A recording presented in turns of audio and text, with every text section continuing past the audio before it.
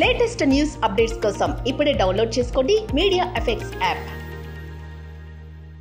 Welcome to media effects. నటుడు stand up comedian Karthik Kumar తన మాజీ భార్య సుచిత్రకు లీగల్ నోటీసు పంపాడు.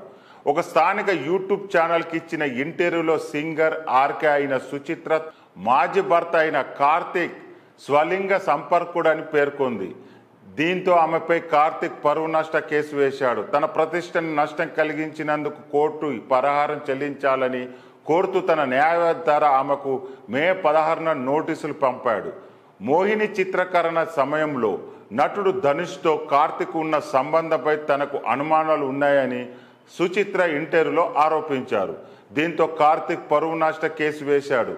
ఈ కేసును మే 24న మద్రాస్ హైకోర్టు విచారించింది. కార్తిక్ గురించి ఇకపై ఎలాంటి వ్యాఖ్యలు చేయకుండా సుచిత్రపై న్యాయమూర్తి మధ్యంతర నిషేధం విధించారు. తదుపరి విచారణకు జూలై 1కి వాయిదా వేశారు.